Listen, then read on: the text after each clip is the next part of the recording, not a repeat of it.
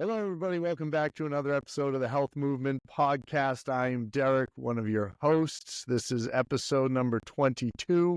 I am a teacher of over 20 years and a certified personal trainer. As always, with me is Tim. Yeah, I'm Tim. I'm a certified athletic trainer, nationally registered EMT, and a wellness coach as well. So excited to be here for 22. I wasn't here for 21, so I'm excited to be back. I know, I trashed that one. It was a disaster without you, buddy. I'm just kidding. We were fine. But as always, we're not doctors, so any advice you take from us these are our opinions. So make sure you check with your physician before beginning any new fitness or nutritional programs. We do have an awesome guest with us today. I think he might be stronger than the two of us. I'm not sure though. We haven't done a bench press competition yet. But with us is Jay Riggins, hailing from Michigan, newly moved to Michigan. But thank you, Jay. We appreciate you coming on with us. I appreciate you all having me on today. I'm Jay Riggins. I am a online fitness coach as well as a IFBB professional bodybuilder. So I've been competing for next year will be year number 9 for me. And then I've been helping people get fit since 2017. That was the first year that I actually took on a client and helped them actually compete at a show. And from there, it just kind of snowballed. That's awesome. When you went 9 years, Yes. that is a lot. I've never gone on stage myself, but I have friends who do. That's a rigorous schedule there. You gotta stay pretty consistent with that. Most definitely. I mean, it's a lot of discipline that's involved. I mean, it's a lot of sacrifice. You're not able to do everything that everyone necessarily wants you to do. However, you know what you sign up for and you know what the goal is, so you have to do it. How long are you planning on doing this for? Or is it just like you're gonna keep going till one day you're like, yeah, I'm done?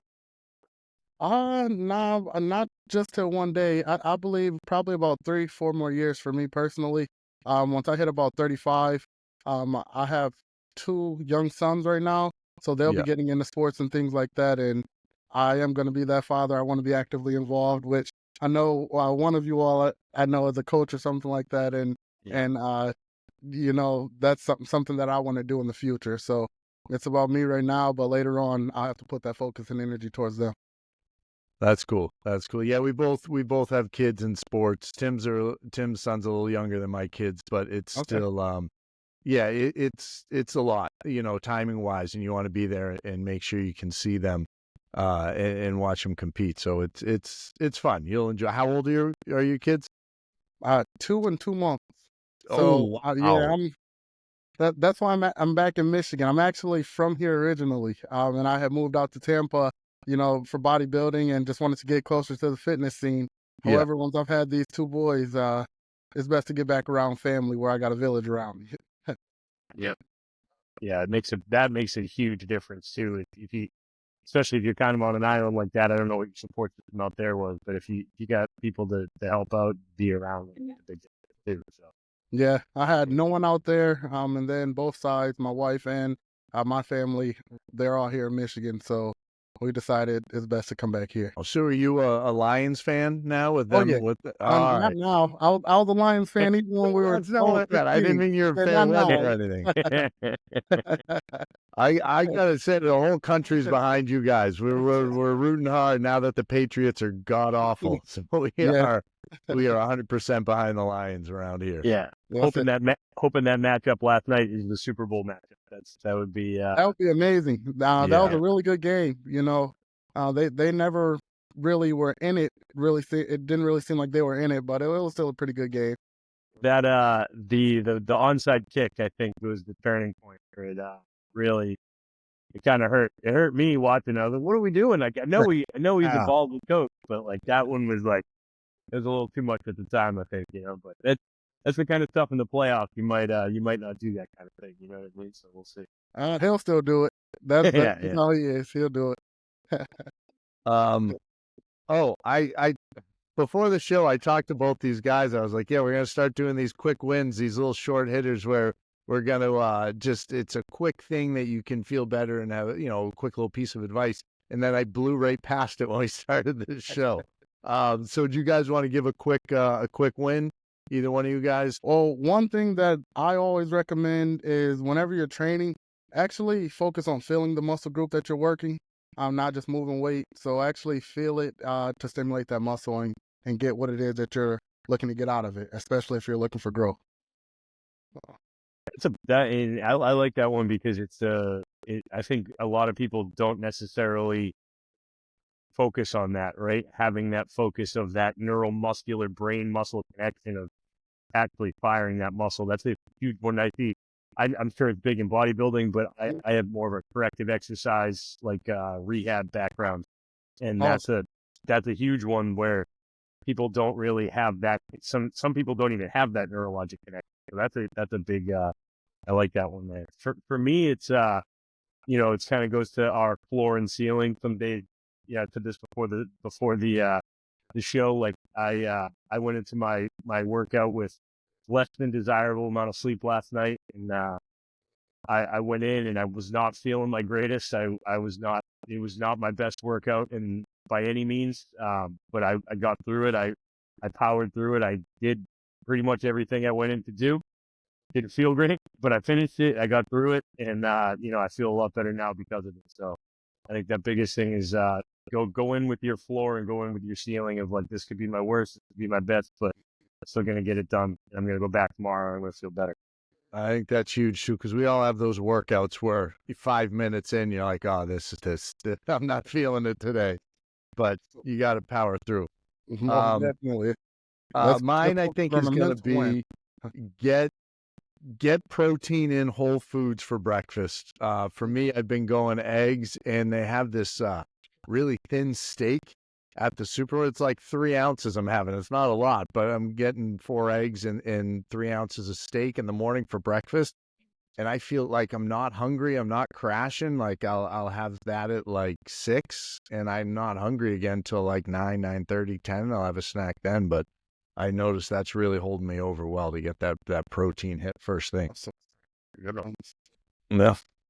All right. So, Jay, 9 years in,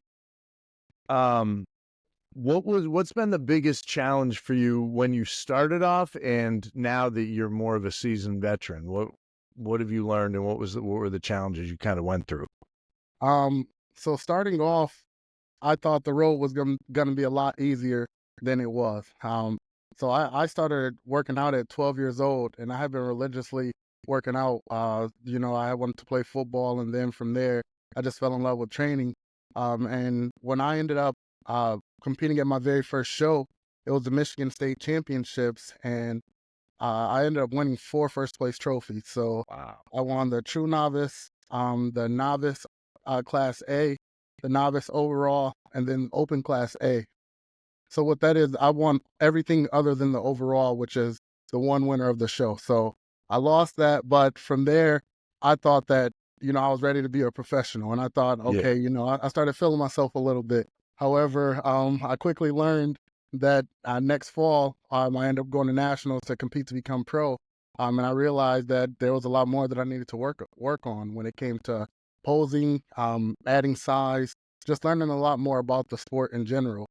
So that was one thing that I had to overcome, as it ended up taking me 5 years of competing on the national stage to finally end up becoming pro. So when you say adding size, because you've got to be in a caloric surplus to add size, but you don't want to be packing on the fat along with it. I know you'll have a little bit, and then you got to cut down, and you have that whole process. How far out from a show do you stop putting on size and then realize you got to cut down, or does it depend on where you're at? So it really depends on where you're at, and everyone is different. So for me, for instance, I started 20 weeks out. That's where I'm like, okay, 20 weeks, I have a show picked out. Let me go ahead and lock in now. That gives you enough time to go ahead and be prepared a little bit early. And every prep is completely different. So what you did one prep before, your body is going to respond a little bit differently this time. So it's best for you to go ahead and get started early so that you can figure those things out before going ahead and stepping on that stage. I got you. Maybe for some of the people listening that don't know, and I guess I was assuming that it all made sense what prep was and everything. Could you just give like a first timer's explanation as to what that process kind of looks like? Yeah, most definitely. So, um, first off, you got to decide on which show it is that you want to do. But when you're preparing for a show, you normally start with your calories pretty high, and you slowly begin to lower calories, lower carbs, just depending on how your body is responding, and you increase cardio for however much time is needed for you to actually get on stage. Now, getting stage ready, stage lean and just street lean is completely different. So when you're stage lean, you want to get to about that 4 to 5% body fat. So it's a lot different than just getting lean to where you're seeing abs. So um, you have to start pretty far out, and then you have to take your body to unnatural, limits essentially. And how long can you maintain that 4 to 5%? Because that I can't imagine is more than a week or so. You can maintain it for only about a couple weeks to a few weeks if you're eating right after doing the show. However, when you're like that, you're your weakest. You feel tired. You feel drained. So although you look your best, you don't feel your best. So that's one thing that a lot of people probably wouldn't know. You see a lot of these guys and they're shredded and they're peeled right before stepping on stage. However, a lot of times they're not feeling their best. What's the hydration level like when you're like that? Um, you have to slowly, or are you saying before the show or after? Yeah, like when you're getting to that. Yeah, I mean around, and I'm sure that it's within a couple of a day or two. You're kind of limiting what you're.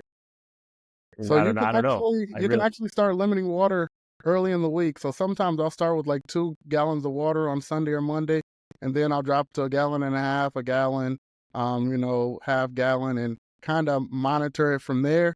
So you're extremely dehydrated once you get to the show day on Saturday, and then you have to slowly rehydrate because if you start eating a lot of junk food and you're eating all of that water or drinking all of that water, then you'll end up blowing up, which is something that I've done too many times. So what you're saying, it sounds like being at that 4 to 5% is not healthy and sustainable. So this show image that people have and the social media image, that is not life. You It is can't not. live like that. It's unrealistic. And anyone who's looking to attain that for a long time, it is not healthy. You're not going to necessarily feel your best. So I wouldn't recommend it. Now, being a little bit above that is okay. That's okay to maintain. However, when you're trying to go 4% below that, then I would never recommend it. Not for just day to day. Well, how often are you competing? Like, how many shows would you do in a year? Is it 1 or 2? Is it 2 or 3? How many times are you doing this a year? It really depends on what level you're at and how ready you are. So when I was first competing, I competed pretty often. I thought I was ready to be a pro, so I was going to nationals every year, and I would do a local show before then or regional level show. So I was doing at least 3 or 4 shows a year. But now as a pro, once I found out the things that I need to work on, then there's no need of me going ahead and just stepping on stage to get my head whooped. So let me go back to the lab. Let me figure out what it is that I need to work on and come back with an improved physique. So that is going to be dependent on each athlete individually. Now, you said you coached, the first person you coached, you helped them get on stage. Do you use a coach and like a nutrition coach and all that when you get ready? Most definitely. So my coach, I'll give him a shout out. His name is Dominic Kuza. And he has been, he's one of the top coaches right now in bodybuilding, in my opinion. He's a younger guy, younger than me, but 5 years ago, I took a chance on him, and I've learned so much from him, and have been continuing to learn. And my goal is to qualify for the Olympia so that we can both celebrate that moment. Wow. So, yeah. What do you have to do to qualify for that?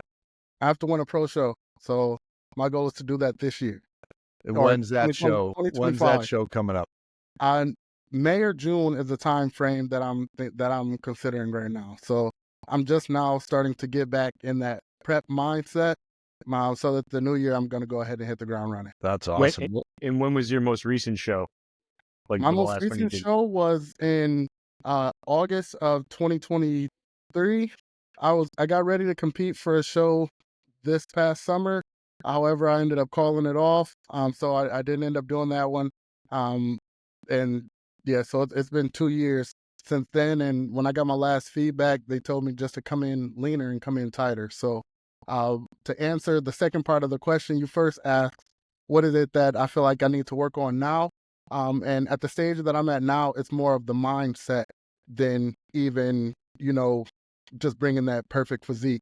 In order to bring the perfect physique, I feel like there's areas in my own personal mindset that I have to work on and overcome at the end, because it's mentally tough once you get to those final moments. And hard when you have the other things going on, right? You got, like you Most said, definitely. That's the hard part. you got a 2-year-old and a, would you say, 2-month-old too, right? Like that. I I mean, told that's my wife, I said, I wish I was a boxer sometimes where I could just leave and go to camp for, prepare for a show, leave everybody, and then come back afterwards. But that's unrealistic in bodybuilding right now. How's your wife handle all this? Do you get moody when you're right before a show and you're not eating much? Yeah, I have. I have to practice a lot of meditation, at the end of a prep, just throughout the prep in general. However, I have my moments, and I let her know, don't take it personal. It's not personal. If I'm feeling a little irritable or tired, it's not personal towards you. It's just something that I'm feeling within myself and something that I'm working to overcome within. So I try not to be overly ornery or anything like that. But at the end, you can't have your day. Just like any relationship at any time, though, really, So you got that made you. We'll have to get back in touch with you to see how it goes after. If you're all grumpy though, we'll wait. We won't do it beforehand. We want to make sure. Okay, let's do it afterward. Let's do it afterward. Yeah, see how that goes. And so what? You got feedback from your coach and from other people on things you have to work on. So are you like specifically focusing on certain muscle groups, certain areas, or are you just overall trying to get more size and then cut it down? So believe it or not, I'm actually at the size limit for what I compete in. They just put a weight cap on for men's physique competitors, so I compete in board shorts. A lot of guys are telling them that they have to add size in certain areas. For me, they told me there's nowhere that you need to add size. You just have to come in completely shredded. So that's the point that I'm at right now. What's that weight limit? 177. Wait, At my shut height. up. I'm 5'6", 177, and I'm currently at 225. So I'll have to get started pretty early. You got to cut 50 pounds? Mm-hmm. Let myself get this heavy. However, since I did, I got to get rid of it. But I should have done a little bit better job reversing my diet post show. Well, but that day, and like you're talking about, if you think of how wrestlers go about that in a healthy manner pre-season, they have to certify for their weight classes and stuff, right? The same idea of like, just tracking your body fat percentage and your hydration level and all that stuff, and just, losing it in a healthy manner over in timing it correctly, like you're talking about, and just making sure that you time it out correctly. And it shouldn't be that bad. I mean, if you start early enough, right? It shouldn't. If you start early enough, it's harder for some people than others. Everyone has different metabolism. Some people get shredded a lot faster, where some people can put on size a lot faster. So it's definitely person dependent. But for me, I have to go ahead and get started early, and I'm killing myself at the end of a prep. Just to be honest with you, I'm dying. Like, yeah. Well, you see, you know what you're doing at this point in time, so you can definitely cut that. Definitely. And sorry, my reaction wasn't to you just look like you're like 177. I think of as a twig. And I know when you get on stage, you're going to be huge. So you can definitely carry 177 pounds very differently. Two people weigh the same exact thing and you look vastly different. Most definitely. Yeah. Most definitely. It'll be the lowest weight that I've been in years, though. I went pro at 185, and then they ended up putting the weight cap on afterwards. So, yeah. When did you find I that have big legs, so I'll have to lose down on my legs a little bit. So I'm only training them once a week right now instead of twice like I had been doing previously. So All right, so that's where your coach comes in. You guys set a plan, and the meal plan set for, or do you reevaluate every like 4 weeks or 2 weeks until you get closer, just to see how your body's reacting? So we actually evaluate every week. I Every check week. in with him every week, and then once we get closer to the show, it's multiple times a week, and then it even can get down to daily. And then the last week of the show, even hourly. Hour post meal, he'll have me send pictures, send my weight, and check in. And that's when he's carbing me up, and figuring out how my body is responding to the carbs and how it's handling everything. So then you have to be extremely meticulous so that you can make sure that you nail your peak, because just being off a little bit can cost you a show. So unlike a lot of sports, bodybuilding and what we do, you only get 1 minute pretty much to go out there and prove yourself for all the hard work. That's And you have to crazy. make sure that you nail it at that time specific. And there's been times where you look better an hour before or an hour later, but you got to nail it at that time specific. So that's another reason for starting a prep earlier, so that you can go ahead and see how your body is responding to everything before actually doing the show. That's where having good coaching comes in. Somebody you can Most trust, and definitely. somebody that you've And gone and through with. I don't worry about that. My coach, I trust him. I know he Yep. knows what he's doing. So I all I have to do is follow the plan that he puts in front of me. So So you said before when you started working out at age 12 and everything, it was for football and you like playing sports. Is there something you think you might be passionate about once all of this is done? You said you've got, 3 or 4 years left. Is there, like, you looking back to playing basketball or old man softball or whatever it happens to be? Is there something else you enjoy? there is something else. Golf, believe it or not. Nice. I wanna get more into golf. So I used to caddy as a kid when I was 12 years old, worked in the bag room at the country club, and I've been golfing. All my family, all of us golf, so it's extremely competitive. And I used to be a lot better and the best in the family. Since I haven't been playing as much lately, I've been getting, beat pretty often, and I haven't been a fan of it. So that's something that I plan on Well, getting. if you're bulking up too, golf's all about mobility. You know what I mean? Yeah, Your power comes from your move. So if you're bulking up, you stiffen up. You know what I mean? yeah, It can affect your game. So you got to work most on that. most definitely. Got to work. So the old swing that I had no longer works. So Yeah. I have to adjust everything to how my body is now. So I plan on downsizing a little bit once I'm done competing, and then golf 100%. That's what I want to do. That's fun. Couple extra mobility days, and Yeah, yeah. Yeah, it's going to be seasonal there in Michigan, though. You had your run of the mill when you were down in No, Miami right? or Tampa. Tampa, excuse me. Now, believe it or not, though, Tampa summers are like they're equivalent to Michigan winters, in my opinion, because you go out there in the summertime, it's so blazing hot to where you go to swing the club and it's slipping out of your hand from sweat. So it's almost equivalent to the winter, as I didn't want to play out there very much when it was too hot. I So, can see that. I remember yeah. going to a driving range with a buddy of mine. I think we were maybe just out of high school, and we lasted 10 minutes. And this is up in Massachusetts. It must have been 110, and we're just drenched, and we just were like, all right, this isn't worth it. Like the club slipping out of your hands, and it's gross. So yeah, I get that piece of it. I get that piece of Yeah. it. We'll have to meet up in like North Carolina or something like that as for a health movement Yeah, I would golf love to. tournament. I would definitely love that. Myrtle Beach, maybe. You know? Yeah. You got this supporter, right? No.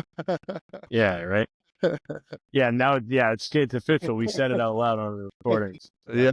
We're going to do that. Maybe 2026. We'll see if we can get that going together.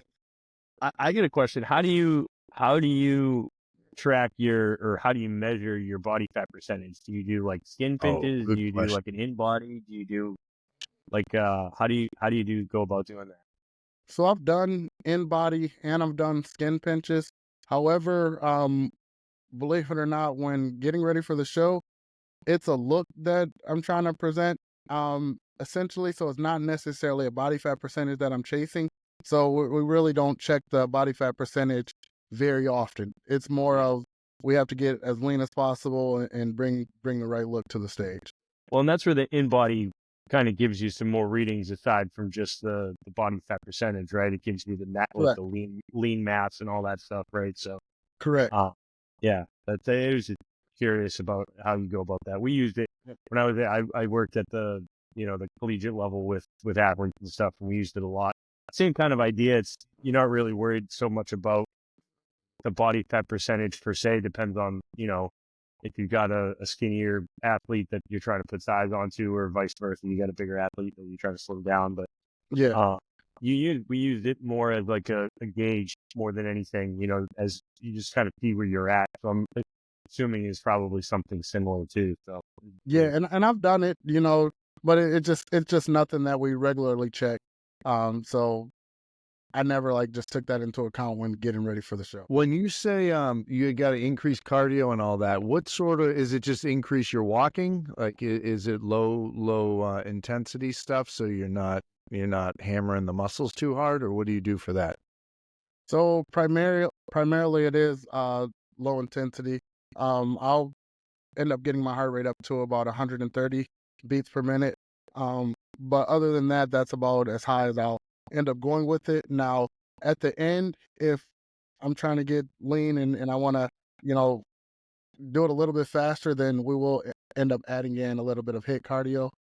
So I'll end up doing some HIIT on the stairs or something like that. But my coach, he really lets me have the freedom to do whatever kind of cardio it is that I want to do. And I like it that way, as that's something that I can have a little bit of flexibility with and not have to feel like I'm doing the same thing every single day. Well, especially if you're chasing that 130, that's like that gets boring as hell, right? Like that's definitely it's low. It's not like it gets monotonous, especially if you're doing it for a long time. So that kind of thing where it can get boring. So I get it, especially if you do it every day. Yeah, definitely. Yeah. You need a good show on Netflix and just hit the treadmill or get one of those new walking pads. You guys see those that pop up on I see the ads all the time. I want one of those for Christmas. I've been telling my family that's what I'm trying to get. That's what I want too. So then I don't feel bad just sitting watching football all day. You can do a little, you can get your steps in. Watch us on YouTube. You know what I mean? Yeah, definitely. Definitely. I've watched a couple of the episodes. Yeah. Nice. So we appreciate that. See how I stuck the YouTube plug in there, Derek? I did. That was well done. Because I forgot, among other things, to do that at the beginning. So if you're listening to this on Spotify or Apple Podcasts, head over to the YouTube channel, The Health Movement Podcast on YouTube, where you can see all our smiling faces. It's a gift, I know. So, in terms of, you said it was 2023 was your last show. Have you had to deal with injuries from lifting or anything like that? I'm actually dealing with the first one that I've had right now. Oh no! What is it? Yeah, my shoulder. I don't know if it's an impingement or what it is, but what I've realized is one thing I've neglected is the mobility side of things earlier in my bodybuilding career. So it's something that I've been working on a lot more now. But my chest is so tight to where I think it's caused some shoulder pain. So I'm trying to open up, this upper chest. And I believe it's also caused my upper chest not to develop as well as it potentially could, in my own personal opinion. So just trying to work on being a lot more mobile, stretching, and kind of getting deep into even the lats, but underneath my arm even, and just kind of releasing whatever it is right here in the chest area. So do you get a good amount of, and I'm glad Derek kind of touched on that, because that was kind of my next question was, do you get a lot of soft tissue work done? Do you get, that kind of stuff done routinely? What's the routine for that? Yes, so I don't necessarily do too much soft tissue, but I'll get deep tissue work done. Yeah. So that's kind of where I was going. Yeah, soft tissue is just like your muscle, like the muscle, like versus bone or whatever like that. So that's it. So so like a deep. So you do get like a deep and that's where that's the kind of stuff. I have a pretty decent background in that stuff. So that can make a big difference in muscle efficiency and all that kind of stuff too. So most definitely, it's something that I neglected for a while. As when I first started, we didn't have the same access to like YouTube, everyone wasn't as informational or just giving out as much knowledge starting off. So I've been learning a lot kind of at YouTube University right now, just trying to figure out how to get all of this to open up and just taking care of myself a little bit more with mobility. As I've realized, the older I get, it's something that becomes a lot more important. Mhm. Yeah, and it really is a big thing. And also with things like that, understanding, like you said, like getting into your lat where you're pointing to the front of your chest, Hmm. but understanding that it's all connected, everything that attaches to that shoulder, even your shoulder blade, that Yeah, scapula, it's all connected, and it's a kinetic chain, right? So it really does, everything affects each other because there's so much overlap and so much, everything's so interconnected. yeah, it Um, is. that is a big, in I'm so glad you mentioned that, Derek, because this is more my This is my your backyard, wheelhouse. I my know. I wheelhouse. saw So your like, eyes I'm open trying to up learn right wide. now, so go ahead. But yeah, so that's like, and this is something we can talk about off the podcast too, Mhm. if you got questions or anything like that. Definitely. Um, because it's the kind of thing where understand, and it goes back to, that's where I lit up when you're talking, your one takeaway, where you're talking about feeling that one muscle group. Hmm. These are things that people don't really necessarily understand, that they maybe aren't using a muscle as efficiently, or our muscle isn't working as efficiently as they could be. And sometimes it's hard to, I mean, there are certain muscles where you're like, all right, like the bigger muscles, your pec, your trap, your lats, Hmm. like Hmm. you can really connect to that. But when you're trying to go to like your smaller, your rotator cuff muscles, or your scapular stabilizers, or those more intrinsic smaller muscles, it's hard to make that connection or really isolate that muscle or how you feel that muscle. So it's really important to work on those things. And I'm speaking to you, but I'm kind of Yes. speaking plainly here too. I see this a lot, and I find myself doing it too. It's easy to say these things, Yeah, but like, once you put it into practice, it's hard as hell to do it. And yeah. and and a lot of the times, like you're talking about having a coach, or you're talking about having somebody that it doesn't necessarily have to be a bodybuilding coach, but somebody that can teach form, somebody that has a rehab background or something, either physical therapy or athletic training or sports medicine, or I've met plenty of strength and conditioning coaches, or massage therapists that all have these, in or somewhere of some combination of those credentials. Like Hmm. there are plenty of people out there that know how to teach these things, and to kind of go what you're talking about, the YouTube stuff, that's a slippery slope too, because there's so much information out there too. It's like, all Yeah. right, well, it's how do you filter through all that stuff and get the meat and potatoes, the good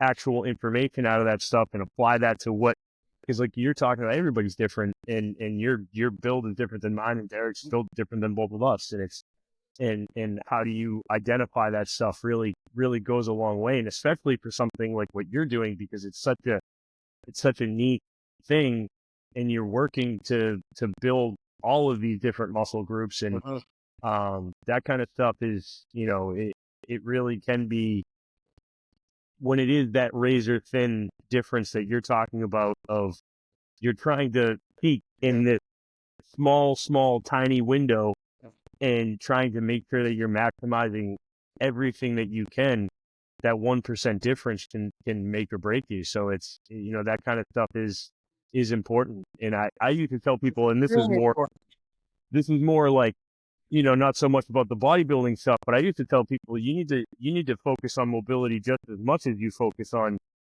your your strength gains and all that kind of stuff, because you need that joint to go through its full, range of motion, to be able to maximize that muscle potential.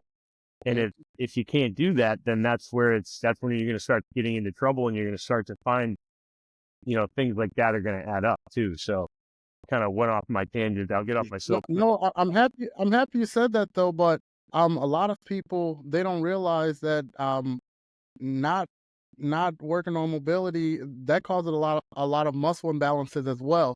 So you'll have these guys, they'll go into the gym, and they're kind of jacked up a little bit, and they're training this muscle, but they're training this one way because it's more opened up, where this other side it's a little bit tighter, and they're training. However, they're getting a better connection one way or one side, but not the other. And after a lot of time, you'll eventually see, a difference there, even if it's, kind of minute starting off, but long of doing it, you'll start to have muscle imbalances in your body. Yeah, and the muscle will develop differently. So for your case, it's gonna look different, right? So like you want, and that's what you want. Like and this is how I preach my rehab approach, or even just a strength approach, is you're chasing symmetry. You want your body to be symmetrical, right to left, front to back, top to bottom. Like you're chasing that symmetry, and in what you're doing, even more so because it's a functionality symmetry, but it's also an aesthetic too. So you want it to look the same, right? So that's definitely it's almost twofold for what you're doing. And I mean the old joke about bodybuilders is, you got this guy that's so big that his arms and his everything, he's so stiff that he can't wipe his butt, right? Like that's like the that's like the stereotype, I guess, right? So like that's in to be able to have that mobility. That's where, and go back to the golf thing, like that's that it all kind of ties in where it's gonna help you in the long run. You might not be able to go through that full range of motion, but you need to motion is lotion, and the more you work on it, the better you're gonna get at. And it's that kind of working on your weaknesses is what you need to do, right? Yeah. For somebody like yourself, that'll be your weakness. Yeah, I used to think that, bodybuilders, because of we have so much muscle that, we're not able to stretch because of all the muscle. However, I see we have some guys right now at the top of the pro league, 300 pounds, able to do a split, full split, So I'm like, all right, there goes that myth, Yeah. So muscle, it's not like, no matter how big the muscle is, you can still stretch and have that flexibility and mobility. So, and it's the quality of the muscle tissue, right? So it's what you're putting into your body too that creates it, and it's a multi-factored thing. It's your hydration, what's your nutrition like? What are you doing to address the muscle tissue? Are you trying to work on the tissue densities? That's what I'm talking about, the soft tissue work. Like for somebody like what you guys are doing, I mean, I would say weekly at least, you know what I mean? Once a week, if not more, I would have somebody like, if for your case specifically, without looking at you and really knowing what's going on, I would say twice a week minimum, you know what I mean? To work specifically on what you're feeling, and then everything ancillary around it. And then trying to get that to open up, you know what I mean? And I love that you use that term "open up" because that's what it is. It's like it's just stuck and stiff, and you just got to get it to let go. Yeah.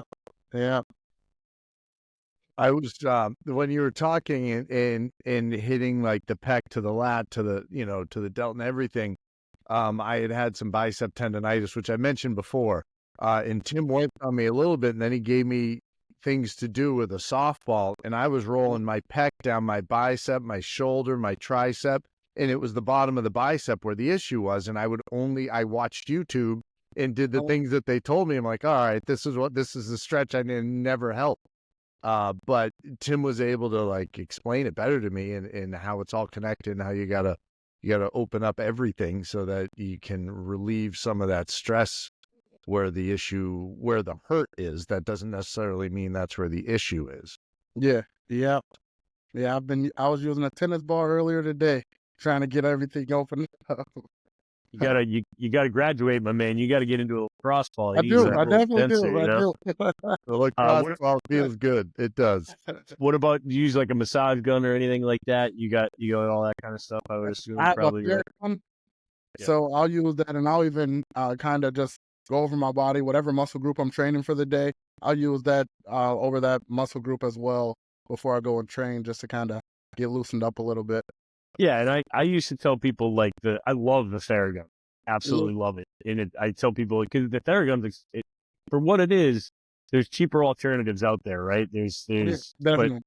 But I don't think there's anything comparable to what Theragun provides. Like it's just the top of the line.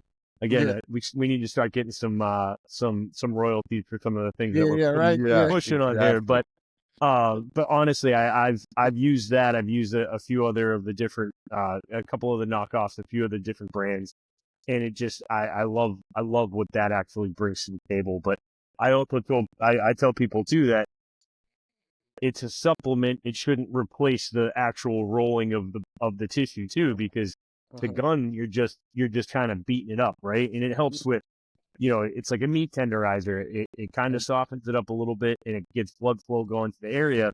But I like to roll it out with a lacrosse ball or something like that too, because it promotes kind of lengthening of that muscle, and it's just a different type of in I like being able to do those kind of things with movement too, right? So working through the range of motion that you're either restricted in, or you're having, and again, just to consult your physician before you do any of these things, and work with a professional. But these are things that I like to, to tell people that I work with and it really, and this is something I put into practice for myself too. It makes a difference, and it might not cure it day one, but your consistency, and you're somebody that lives in consistency and discipline, right? So that's those kind of things where it just taking that little bit of extra time can go a long way in relieving a lot of things too. Most definitely.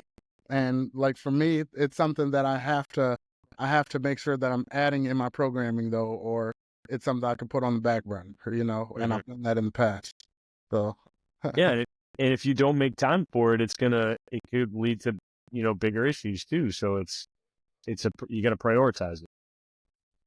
Yeah, you already said you're going to Mr. Olympia, so you can't, you got to prioritize now. You can. I would say you could drop that. You can most definitely. I'm putting it out there. I like that. I like that. Little visualization there too. Yeah, most definitely. Yeah.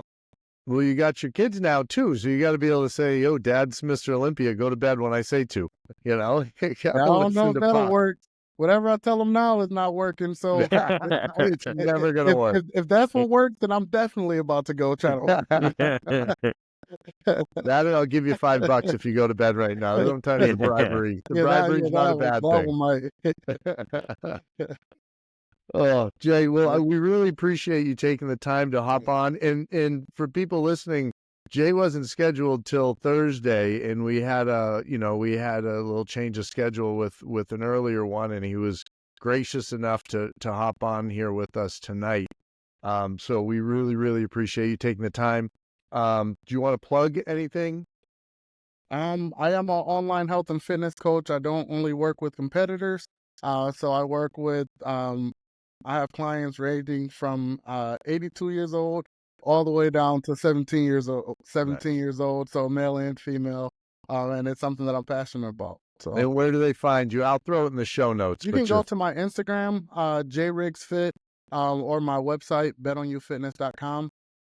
But Instagram, LinkedIn, I have to be a little bit more active on LinkedIn. I think that's where I found you was on LinkedIn. That's where we met, but I'm not very active on LinkedIn, so I got to step my game up there. Yeah, my social media game's pretty poor too. So yeah, mine is too. Without this, I'd have nothing out there. I'd just random clips, 3 of these a week, and that's about the extent of it. But that's awesome. Well, I appreciate you all having me on today. And I'm looking forward to the growth of the podcast and everything for you all as well. We appreciate that. We really do. What is it? The 22nd or 23rd? 22. Yeah. The 22nd also. Yeah. So keep it up, man. Appreciate you, man. Appreciate it. Everybody listening, thank you so much for taking the time to hang out with us. We'll be back again the following week. I don't know if it'll compete with Jay. Probably not, but anyway, we'll keep trying. I'm sure it will.